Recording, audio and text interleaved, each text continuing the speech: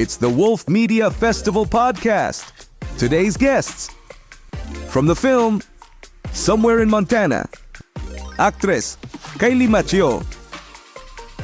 And now, here's your hosts, Kyle Hollingsworth, Richard Wilmore, and Jacquelynn Wolfheart.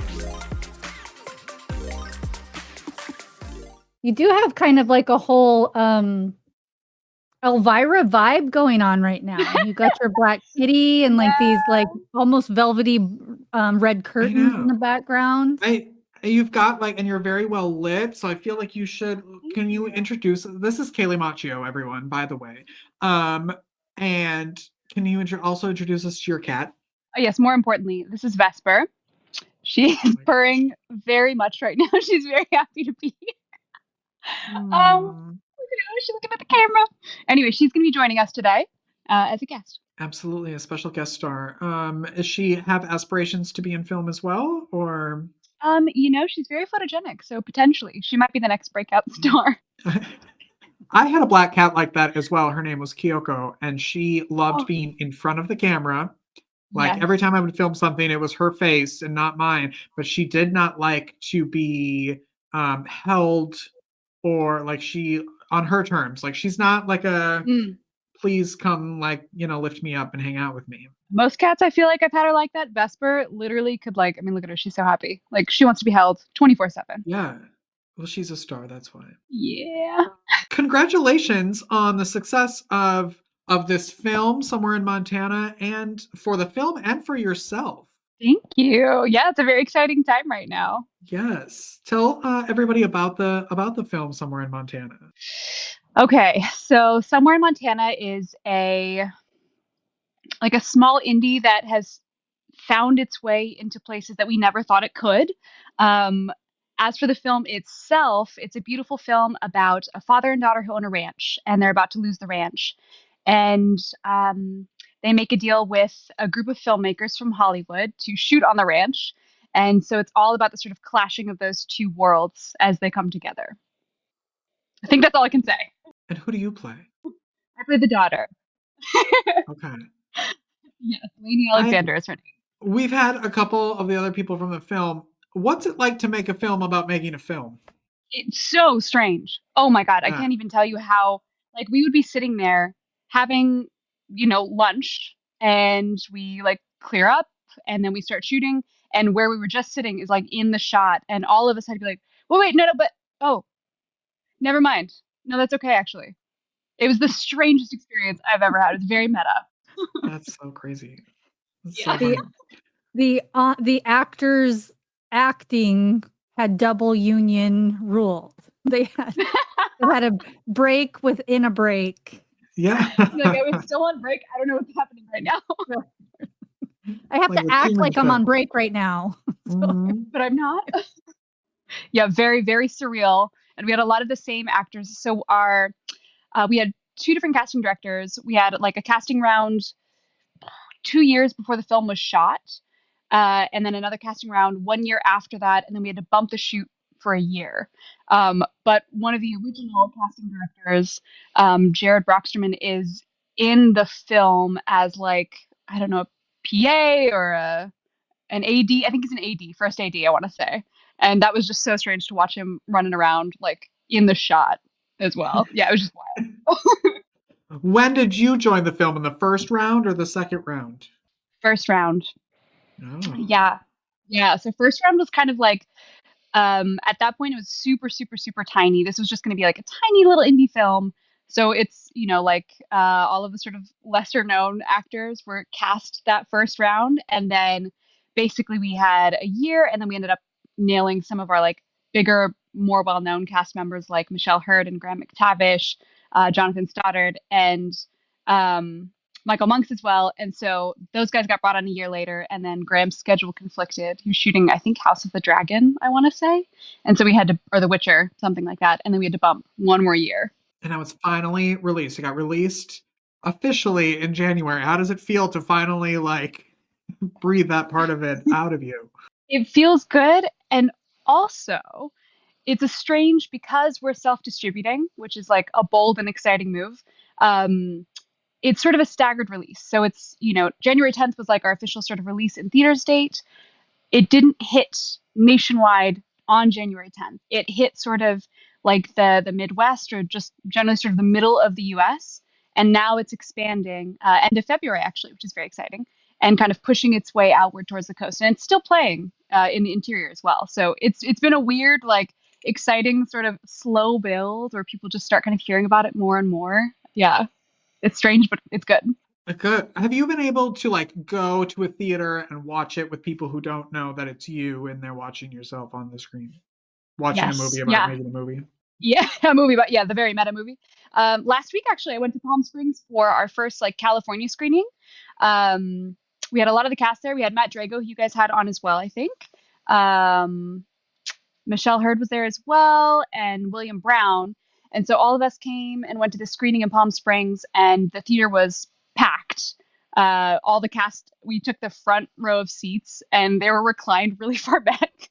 And I have to say, I never want to see my face that like warped and heaved again. Trust me, it's not for the faint of heart. But yeah, that was the first like time I had seen it with people I did not know, and it was very exciting and also just daunting, naturally, of course. I think it would be fun to go and like pay for a ticket and go and watch it with just not a premiere, not a thing, and just see the reaction of people watching it who they don't know that you're in it. Wouldn't that be fun? That'd be very fun. I think, like, interestingly, so in the film, right, in order to market a film, you have to have a pretty like straightforward, what is it, like tagline. And Lainey, my character, though she's like in the majority of the film in a ton of scenes, she doesn't get in that tagline because it's, she's kind of an offshoot. And so most people don't even really know that I'm in the film, and then they go see it. And, when I'm walking in the theater, they're like, oh, cool, who's she? Whatever. And then afterwards, they're like, oh, she's in so much of the film. And so I kind of feel like I get that experience almost, where people are like, who is this girl? What is she doing here? Yeah. How'd she get in the front row? Yeah. Yeah, exactly. I belong here, I promise. Just along the same lines, a similar experience being in the town Polson where we shot in Montana, where, again, nobody knows who I am. And so I would go into this little diner that was like across from the hotel where we stayed. And, a lot of people know Graham McTavish. And so they'd be like, I'd overhear as I'm like having, eggs and coffee. And they'd just be like, there's this movie that's in town. Have you guys heard about it? It's got the guy from The Witcher, from The Hobbit in it. And I'm like, yep. Yeah, that's right. I've heard the rumors. Yeah. Yeah.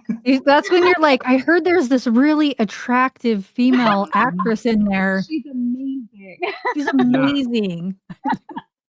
Watch out for her. I mean, you've been doing this for a long time. Well, I don't want to I don't know how old you are, so I don't want to say like forever because you're not that old. But you've been acting since you were 5, right?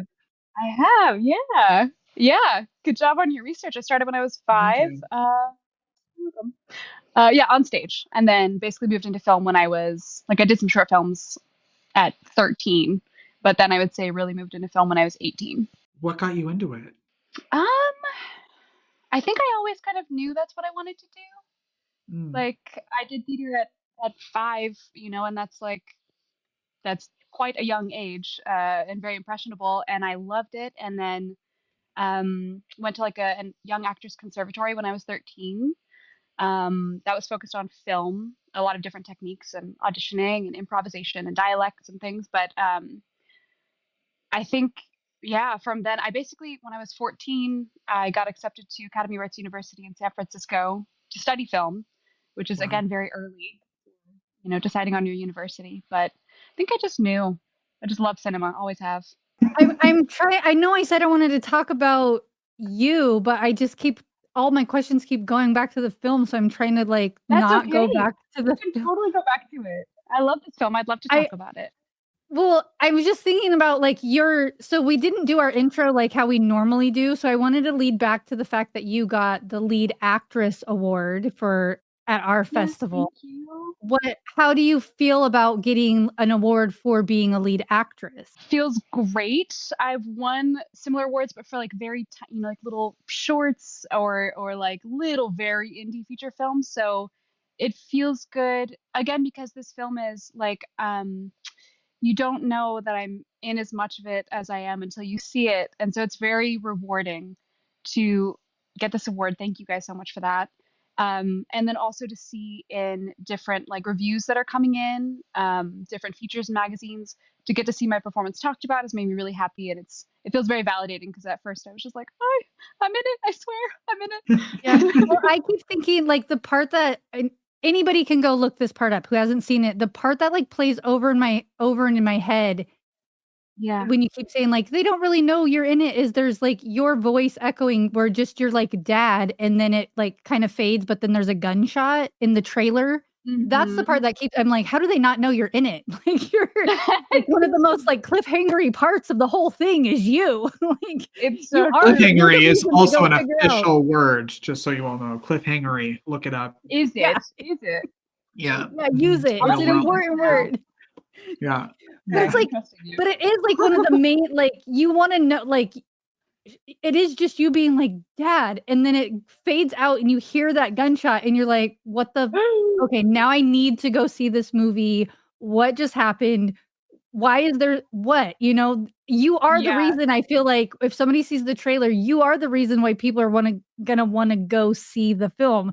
So I don't know why, like when you're talking about people don't know I'm in it, like you're the reason they're going. You're the reason I'm going. You're the you know? lead. You're the lead, Kaleigh. You're the lead. I'm there. You might not realize it, but you're the All this reason. validation. Oh my god. No, I think it's literally just the fact that like I'm not a known actor. I'm not like a, an actor that I've been in just a bunch of indie stuff. And so to go into the theater and I'm around these actors who have very established careers and who have like fan bases that are nuts and amazing and follow them around to things. And so I come in and I feel like I'm just kind of slinking in the back door, which I think all of us that are not those guys do kind of feel. And so it's just very nice to like get to say like, hey, yeah, check it out. That's me working. And it's not just this tiny little indie film. Like it's still an indie film, but it's a bigger indie film.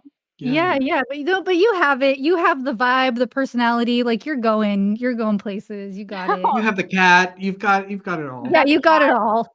Where were you when you found out about your Best Lead Female Actor in a Drama Feature Film Award?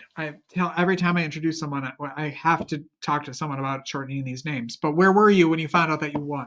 I was in Palm Springs with Brandon Smith, the writer and director, Eden, one of our producers, like a bunch of people that were down there. And I think I was sitting on the couch or something. Oh yeah, it was like the morning after the screening in Palm Springs. And we're just kind of hanging out. We had this Airbnb in the desert and it like popped up.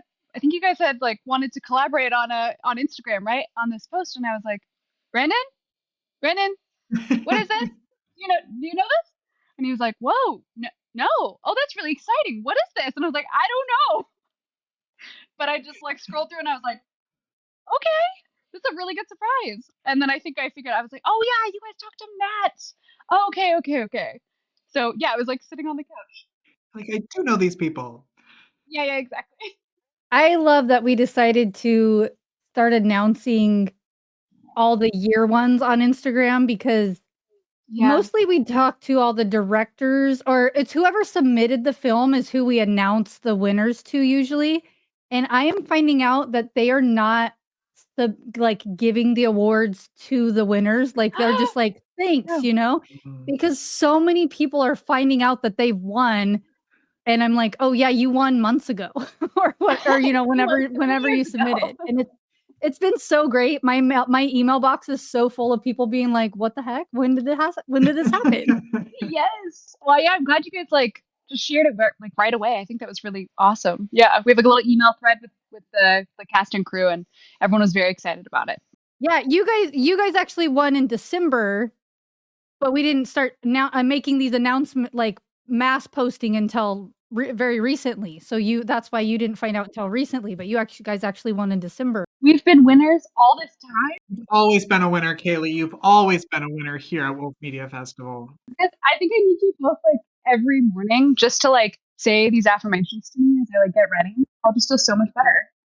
I'll send you a sound bite. Thank you. That's perfect. Yeah, our little video. I mean, outside of this being your favorite thing you've ever done, you've done, like you said, theater, film, voiceover work. Like, do you have a favorite thing to do, or do you just love all of it? I love all of it. I think that it goes through waves as far as like what I want to focus on the most or what's drawing my attention the most at any given time. I think one thing overall I'd love to do more of, but I've done a little bit of, was motion capture work, actually. You guys know what that is? No. Yeah. So Like stop motion? no, so it's think of like video game, like actors that are playing characters in video games, or Oh. Avatar, for example, is a mass example of motion capture work being done. So you've got all the little markers on, you have the suits. Oh. Yeah, Yeah. and it's really, really, really fun. It's like the most freedom you can have as an actor because there's literally nothing to do with how you look at all. So it takes away and you realistically shouldn't be thinking about that in a performance anyway, unless it really pertains. But it takes away any need to even address that within yourself. And so you can play characters that you would not be cast as. Like, when you look at someone, you get typecast generally within a certain set of roles. So I could play like a disgusting little goblin, which I'm not going to be typically cast as, although I did get cast as that recently in a live action thing, which was very exciting. Like, thank you guys. Amazing. Dreams come true, right? Yeah. They really do. Aim high, I guess. Yeah, you just have to know how to move, I suppose, to do that Mhm. kind of work. Definitely. And I've done a lot of like, fun. it's so fun. It's like, I can't even tell you how silly it is and how exciting just to you feel like a kid that's just playing and you're in these silly suits and you have like a camera right here, Yeah. It's kind of wild. Fun. Yeah. What are you working on now? So right now I have 2 feature films that are coming up. I have one that is called Ghost in the Rearview Mirror that is about, God, I hope I can say this, but it's about a woman who has these destructive urges that take the form of wanting to kill people. I don't know how to say it. I'm trying to think of a nice way to say it. And then she sort of ends up making partnerships, like literally contracts with people who want that. They want their end. And so she gets to feel sort of justified or like she's not doing something terrible, but also fulfilling that urge. So there's one, it's very dark, obviously. Wow. And then another one called 15 to Sunrise, which we shot the short version of and should be coming out any day now. But we're shooting the feature of that. And it's also very hard to describe, but it's a vampire story. It's about the best I can do. So I'm playing the lead in that one. And one of them is the other one. And I thought I read somewhere that you wrote something. You're writing. I am indeed. I just finished and am editing a script that I wrote that is a feature length. Ooh. Okay, what's that about? Goblins. It's about goblins. I don't know what I can say. It's well, yeah, sure. Okay. It's about a woman who creates an AI replica of herself that is almost perfect in every way, and she retreats from her life to watch it live out her life for her. Okay. I think that's all. Chaos ensues. Okay, exactly, and then chaos ensues, and that's it. The end. Mm-hmm. Many Fun. surprises in store. Mm-hmm. Awesome. Yeah, AI is like all the rage right now. Very cool. Very cool. It is indeed. Yeah, worth writing about. And what about this goblin? Oh, that was for a project called The Harvester, which is a phenomenal short, beautiful, dark, wild. And the guys who created The Harvester are actually hard at work right now creating a feature-length version of it. And it seems like it's going very well. They are beautiful writers.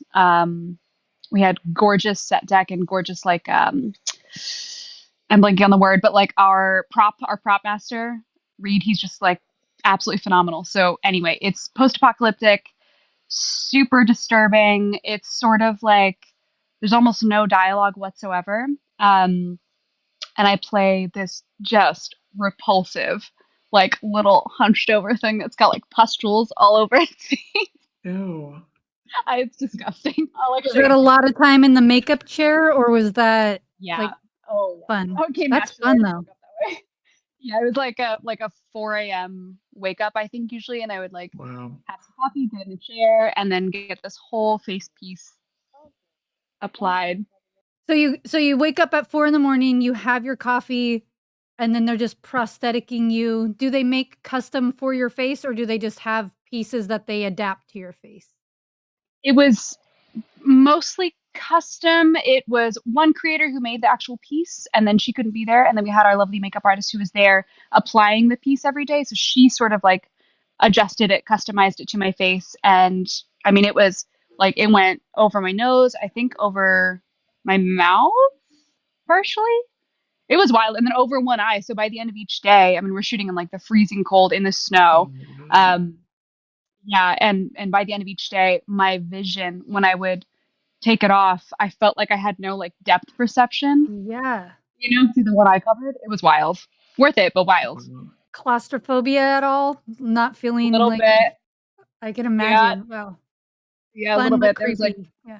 super creepy, and there was one shot that we did where there was blood, and the blood like filled up this pocket over my eye. It was supposed to come out, and it just like filled up in here, and I was like going up my nose and like covering my eye. Yeah, so a little bit claustrophobic, yes. Oh no. I feel like that would be Sounds pure panic, because do you start thinking like I'm gonna drown? Kind of. I'm It gonna gives you, breathe this yeah. in. Yeah. Oh yeah, Yeah. that's so Your that's brain too scary. over. Yeah, Yeah, you lizard can't brains pay like me that. enough. Thank you. I'm not like creeped out by that kind of stuff. Like that doesn't gross me out, but the thought of like this is how I die, like that's not Yes. how I want to go. Drowning in No, fake same. pus? Yeah, probably not Yeah. the best. No, Yeah, thank you. well, Yeah. agreed. As someone who makes art, what was the last piece of like art that you took in that you loved, whether it was a book, a movie, a play? Like, what was the last thing you brought into your life? I feel like I ingest a lot of art in many forms. So, I mean, right now I love to read fantasy novels. So I'm reading a beautiful book called The Priory of the Orange Tree, which my younger sister got me for Christmas. It's like a behemoth of a book. It's like, I don't know, 800 or 1,000 pages or something like that. So I'm 300 pages in right now. Very good. I did also, God, so many things. I mean, I just pulled out, so David Lynch, wonderful, wonderful writer and director and creator. He passed away, right, as you guys know, like recently, I think maybe a week ago, 2 weeks ago. And so I forgot entirely that I had a signed record of his, because he made music as well. So I pulled that out and playing that, and that was beautiful. I just watched a film by Zoe Kravitz called Blink Twice. It was not like by any means my favorite film, but it was sort of a like revenge fantasy, super dark comedy. And for its genre, I thought it was spot on. Richard, have you seen it? No. I think it is I the need most to. effed up movie You've seen it? made. In a good way or a bad way? Bad, like it's like it's not a. I don't know if you'd call it a horror, but it is Yeah. so mentally messed up. Oh. Like you can Yes. only go into it like expecting it to be a horror movie. They did a good job writing a creepy story. I think so too. Yeah. Wow. I can't really say much more. Yeah, you should watch it. It's really fun. All right. Well, that's what I'll do tonight after this. Yeah. Find that movie. It's I'll let you know. it's my pick for most effed up movie theme or something. They did a good job of making it. That's all I'll say. All right. Well, that's fine. I'll look that up. I don't like to be scared though, but we'll see. You'll be okay. You'll be okay. Okay. Yeah. Thanks. It's not. I'll call you.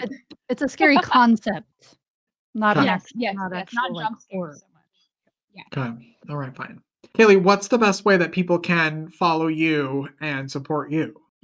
Best way I would say is, I mean, first of all, go see the film. It's in theaters right now. So if you can find somewhere in Montana playing anywhere near you, go out, go see it. It's, again, we're self-distributing. It's just kind of a really fun battle, but it's a battle. So like get out there, fill those seats, bring your friends, spread the word. And then for me personally, I think Instagram's probably the easiest way. It's not the most exciting, but Instagram. And my Instagram page is at lord.macchio. It's a silly name, but I'm sticking with it. That's the one. So Do it. Do it. yes. I have a question that I don't know if you know the answer to or not, but like, Sure.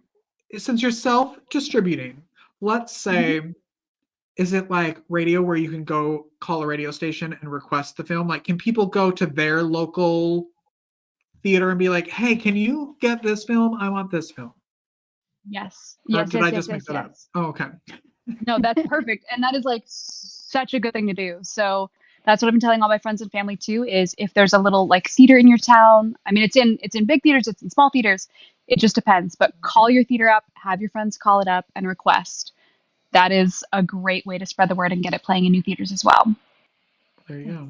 I learned something new today. You can just do that. You can. Thanks for being here. It's been a Yes, pleasure thank you. chatting with you, meeting you. You're fantastic. You're lovely. Yeah, Yes. Thank you so much. Thank you. Oh my gosh, she's so adorable. She's so much fun. I just kind of want to be her best friend. So we're gonna have to work on that, Kaleigh. Just saying. She's fun. She is very fun. I wish she lived. Talented.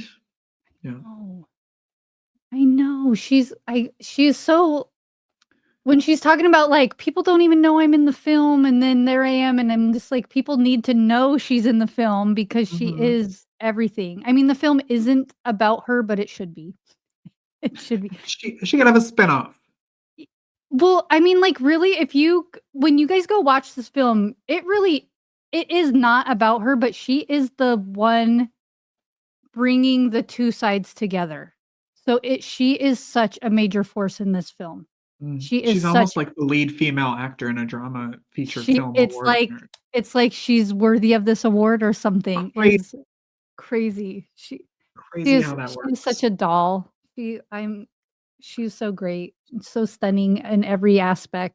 Anyways, people should just, subscribe and follow us if they want to hear more about her. That's all I think. Yeah, because we'll just be chatting about her like some sort of weird stalkers for the next 3 weeks. It's Kaleigh all week long. Yes, like, subscribe, follow, share, comment, rate. What else is there? I don't know. All the things. Buy us a coffee. I don't know what's out there. What do we have? And come to the festival in April. Hello. Follow Richard on his show. Follow Kyle on her show. Follow Jacquelynn on this show. Bye. Wolf Media Festival Podcast with Kyle Hollingsworth, Richard Wilmore, and Jacquelynn Wolfheart. Produced and edited by me. I'm Jacquelynn Wolfheart. Don't forget to check out the links in the description to find ways you can connect with our guests. Thanks for checking us out today and tuning in every week wherever you get your podcasts.